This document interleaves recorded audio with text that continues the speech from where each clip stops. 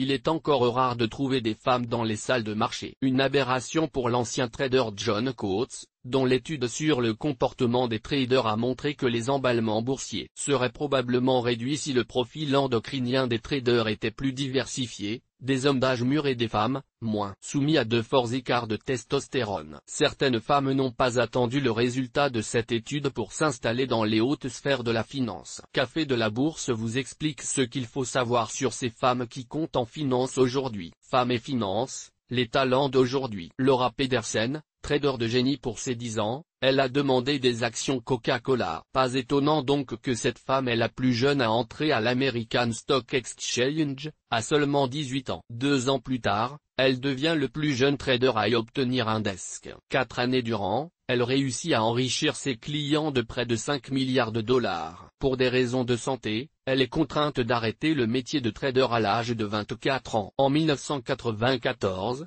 elle est désignée par Bill Clinton comme l'une des 10 exceptionnels jeunes Américains. À 51 ans aujourd'hui, Laura Pedersen est toujours proche du milieu de la finance. Elle est journaliste financier et auteur d'ouvrages économiques, comme Buffalo Unbound, paru en 2011. Le sixième sens de Meredith Whitney. Elle est de loin la plus médiatique des analystes bancaires de Wall Street. Meredith Whitney apparaît chaque semaine sur CNBC, Bloomberg ou encore Fox Business. Sa popularité est née de ses prévisions sur l'état des banques américaines en 2007 et d'une lettre pronostiquant leur faillite. Elle travaille alors à la banque d'investissement Oppenheimer Holding. À l'époque, Meredith Whitney publie une recommandation à la baisse sur le titre Citigroup, qui voit en quelques heures fondre de 369 milliards de dollars sa capitalisation boursière. En 2009, l'analyste crée sa propre firme de conseil, Meredith Whitney Securities, et tente d'obtenir le titre d'agence de notation de crédit pour concurrencer les mastodontes Fitch, Moody's et Standard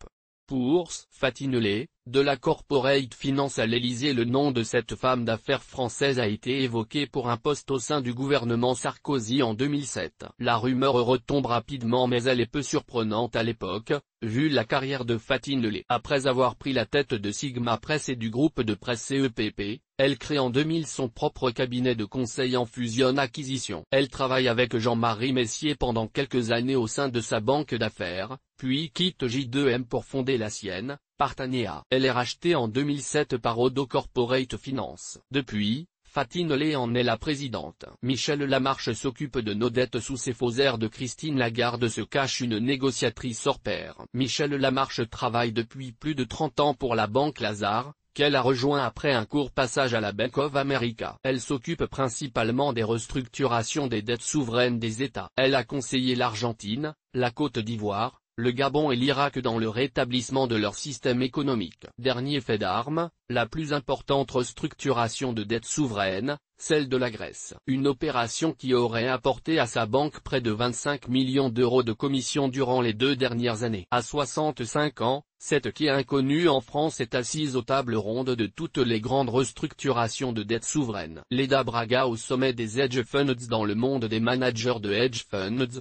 on ne dénombre que très peu de femmes, mais s'il y en a une à retenir, c'est bien Leda Braga. Née au Brésil, elle crée en 2001 le fonds Bluecrest qui a aujourd'hui près de 14 milliards d'actifs en gestion. Une somme considérable qui fait d'elle la manager de hedge fund de la plus puissante. De 2005 à 2012, elle affiche une performance annuelle nette de 16,6%. En 2011, elle a reçu lors de la cérémonie des Financial News Hedge Fund Awards à Londres le prix du meilleur manager de futur, du meilleur manager multistratégie et de la femme la plus influente dans l'industrie des hedge funds.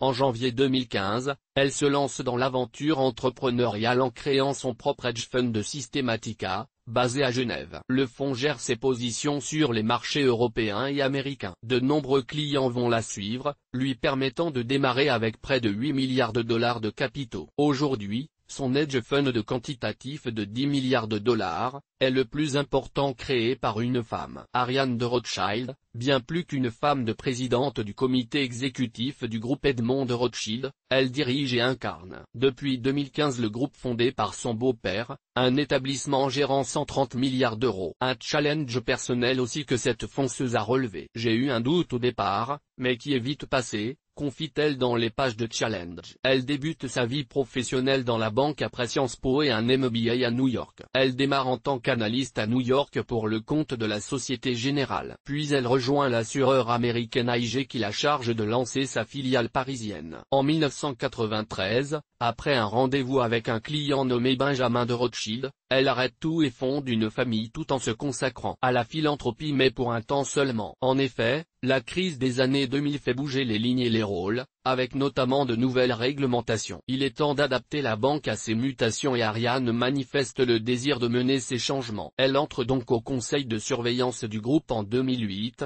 avant d'en devenir vice-présidente en 2009 et de prendre les commandes en 2015. Joëlle Durieux au service de la compétitivité. La directrice générale du pôle de compétitivité finance innovation qui a été nommée chevalier de la Légion d'honneur en mars 2016 est une personnalité du monde économique et financier reconnue et désormais distinguée. Diplômée de l'école de management Sup de Co de Bordeaux et titulaire d'un diplôme d'études de comptabilité supérieure, Joëlle Durieux a notamment exercé, entre 1998 et 2005, les fonctions de directrice générale de HSBC Assurance puis, de directrice générale de la Mutuelle d'épargne et de retraite La France Mutualiste. Elle a rejoint le pôle de compétitivité mondiale en 2007 en qualité de secrétaire générale avant d'en devenir la directrice générale en 2015. Cet organisme a pour objectif de conforter la position de la place financière de Paris en Europe, en développant son expertise et son positionnement offensif en matière de recherche et d'innovation. Le dernier gros chantier du pôle compétitivité finance innovation et de Joëlle Durieux,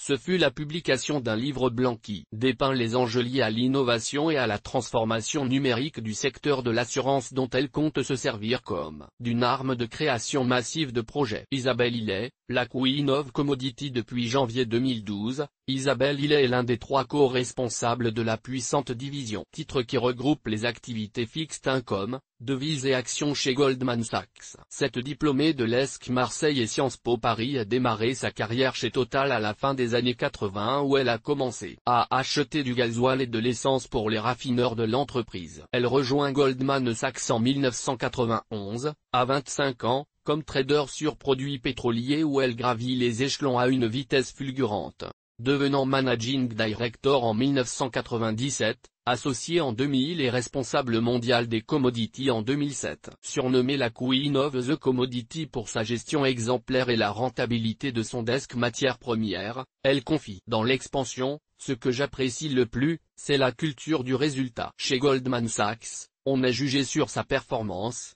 pas sur ses relations ou ses diplômes. C'est plus juste.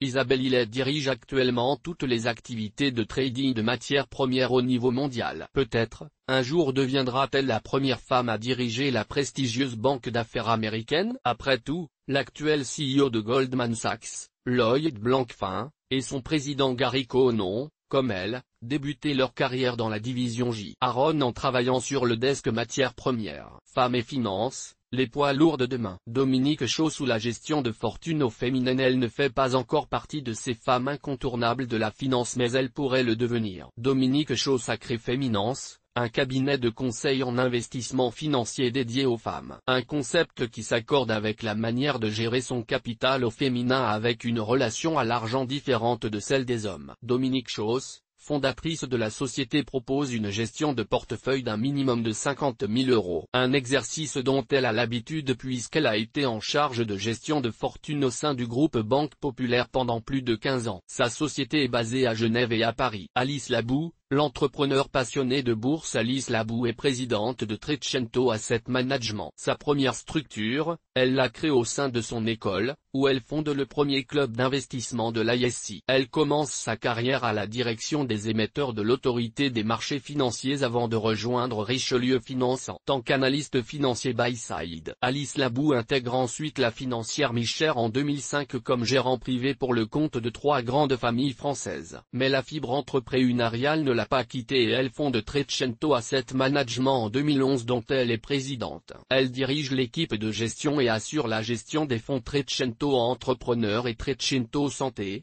premier fonds d'investissement santé soutenu par des professionnels de santé. Aujourd'hui, Alice Labou est la plus jeune femme présidente de société de gestion en France et est à la tête d'une société qui gère plus de 170 millions € et qui, D'après le concours de l'OATGFI, figure parmi la short-list des sociétés les plus prometteuses dans son secteur. Alice Labou n'a donc pas fini de faire parler d'elle. Les informations de Café de la Bourse, comme et de ses publications sont données à titre pédagogique. Elles ne constituent en aucun cas des recommandations d'investissement. Le lecteur se doit d'étudier les risques avant d'effectuer toute transaction. Il est seul responsable de ses décisions d'investissement.